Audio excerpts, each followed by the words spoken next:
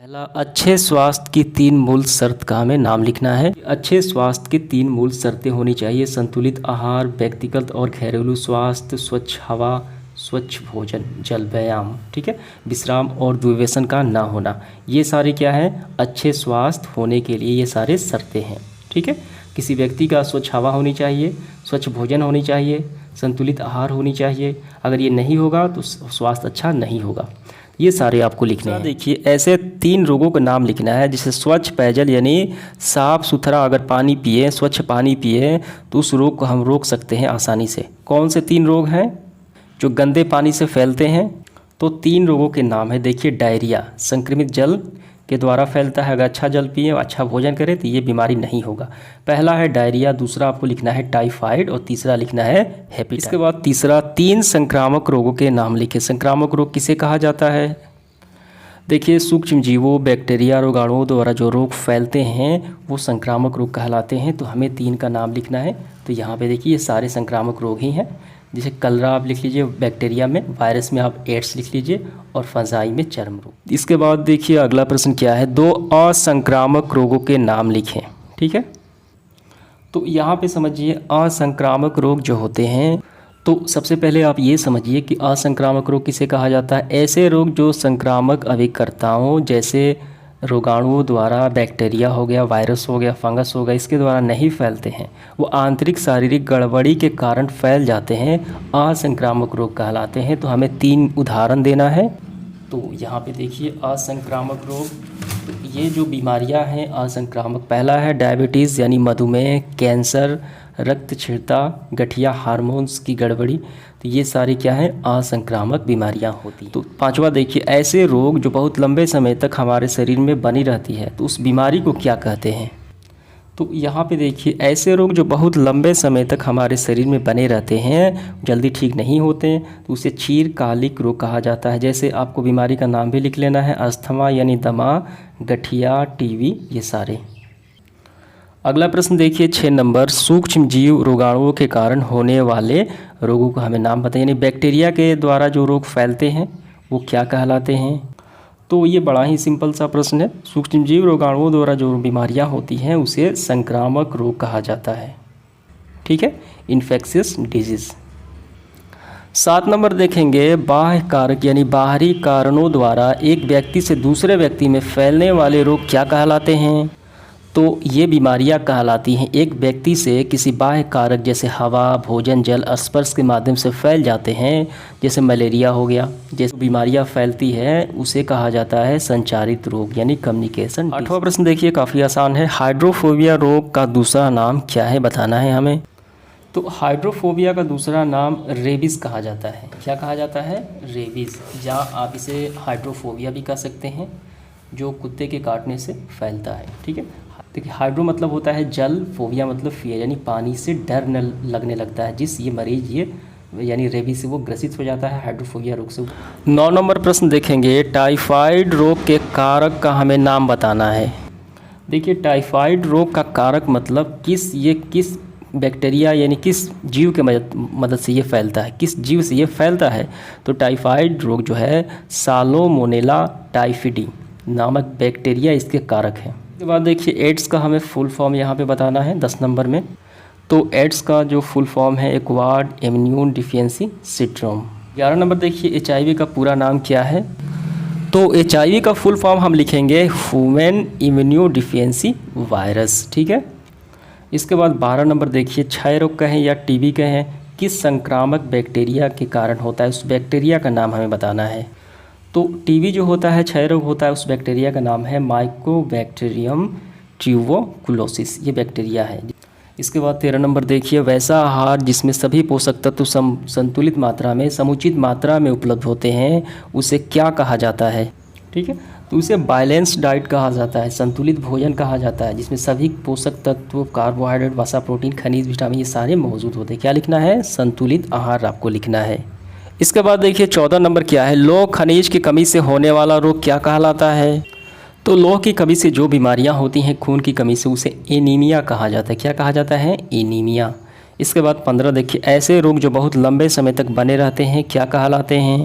तो इसके पहले भी हमने ये प्रश्न का आंसर किया है। ऐसे रोग जो लंबे समय तक बने रहते हैं चिरकालिक बीमारियां ये कहलाती है। दमा हो गया, टीबी हो गया, ठीक है, मधुमेह भी हो गया। 16 नंबर देखिए, हार्मोन की गड़बड़ी से हमारे शरीर में होने वाले किन्हीं दो रोगों के, दो डिजीज़ के नाम बताना है जो हार्मोन की इनबैलेंस की वजह से होती हैं।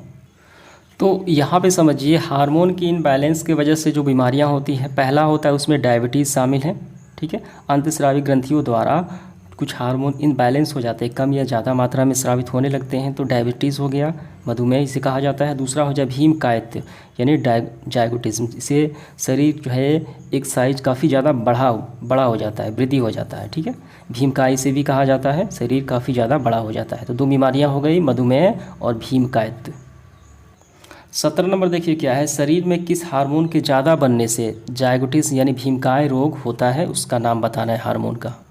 तो ये होता है ग्रोथ हार्मोन ज़्यादा मात्रा में बनने लगता है। शरीर में वृद्धि के जो हार्मोन होते हैं आपको लिखना है, वृद्धि हार्मोन के ज़्यादा बनने के कारण जायगोटिज्म जो होता है, शरीर आवश्यकता से ज़्यादा बढ़ जाता है। 18 नंबर देखिए, एन्सेफेलाइटिस तथा चेचक किस श्रेणी के सूक्ष्म रोगाणुओं के कारण होने वाले ये रोग हैं। तो यहाँ पे समझिए, हमें ये बताना है कि किस श्रेणी के रोगाणुओं के कारण। ये श्रेणी होती है वायरस की, जिसमें क्या होता है, चेचक होता है, एंटीफिलाइटिस होता है। यहाँ पे भी आप आसानी से देख सकते हैं, इसमें शामिल है वायरस में चेचक और एन्सेफेलाइटिस, ठीक है। तो आपको लिखना है वायरस। इसके बाद 19 नंबर देखिए, सूक्ष्म जीव रोगाणुओं के कारण होने वाले रोग क्या कहलाते हैं। तो हमने अभी बताया आपको कुछ समय पहले, सूक्ष्मजीव रोगाणुओं द्वारा जो रोग फैलते हैं उससे संक्रामक बीमारियां कहा जाता है, संक्रामक रोग कहा जाता है।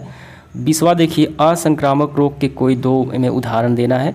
तो ये हो गया असंक्रामक रोग, डायबिटीज़, कैंसर, ठीक है, और हार्मोन संबंधी बीमारियाँ, ठीक है, जिसे भीमकाय कहा जाता है। इस नंबर देखिए, संचारित रोग के दो उदाहरण हमें देना है। जो संचारित यानी किसी कार्य के कारण फैलते हैं, हवा के माध्यम से, छूने से, खांसने से, ठीक है। तो दो बीमारियां हमें बताना है।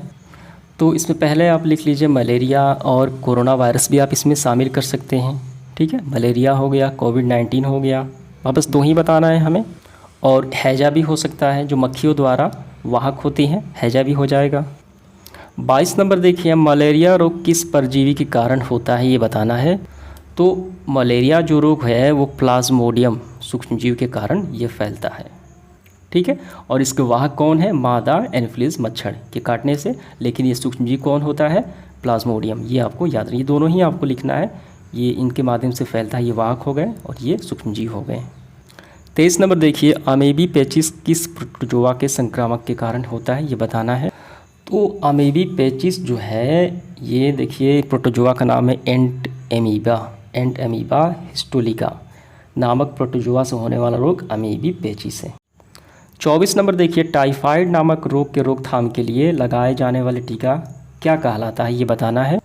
तो टाइफाइड देखिए, इसके बचाव का जो टीका यहाँ पे देखेंगे, एंटीबायोटिक का इसका प्रयोग किया जाता है। एक टीका का नाम है एंटीबायोटिक। इसके बाद 25 देखिए, डॉट्स द्वारा किस रोग की चिकित्सा की जाती है। तो ये जो बीमारियाँ हैं, क्षय रोग कहें या टीबी कहें, इसकी रोकथाम के लिए एक योजना बनाई गई है, जिसे डॉट्स डायरेक्ट ओवरसेव ट्रीटमेंट शॉर्ट कोर्स, ठीक है, इसे कहा जाता है। एक कोर्स, एक अवधि होता है, उसके अंतर्गत ये ट्रीटमेंट चलता है पेशेंट का, तो वो डॉट्स कहलाती है। तो बीमारी हो गई टीबी या क्षय रोग, आपको लिखना है। इसके बाद देखिए 26 नंबर, इंटरफेरॉन की सुई किस रोग के नियंत्रण में सहायक है। तो हेपेटाइटिस बीमारी है, इसको रोकने के लिए क्या किया जाता है, यहाँ पे देखिए इंटरफेरॉन की सुई का ये प्रयोग किया जाता है, यानी HIV आपको लिखना है, ठीक है, हेपेटाइटिस। इसके बाद देखिए 27 नंबर, रेबिडो वायरस के कारण होने वाले रोग का नाम हमें बताना है। तो रेबिडो वायरस के कारण जो बीमारियां होती हैं, इसे रेबीज़ कहा जाता है। हाइड्रोफोबिया पागल कुत्ते के काटने से होता है, तो आपको लिखना है रेबीज़।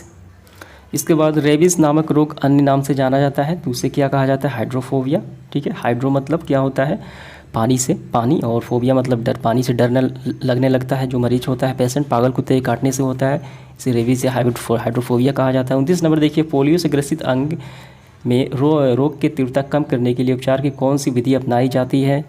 तो यहाँ पे देखिए, पोलियो से जो ग्रसित अंग होता है वो इलाज में संभव नहीं, लेकिन फिजियोथेरेपी से इसकी तीव्रता कम किया जाता है, आपको लिखना है फिजियोथेरेपी, ठीक है। यहाँ पे देखिए ये सारे। इसके बाद तीसरा देखिए क्या है, पोलियो वायरस की सुरक्षा के लिए बच्चों को पिलाए जाने वाली दवा की बूंद क्या कहलाती है, उस बूंद का नाम बताना है हमें।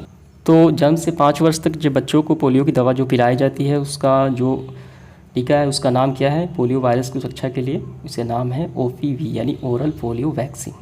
ठीक है, तो आपको लिखना है OPV ओरल पोलियो वैक्सीन। तो समाप्त होता है आज का सेशन। उम्मीद करता हूँ सारे सवाल आपको अच्छे से समझ में आ गए हों।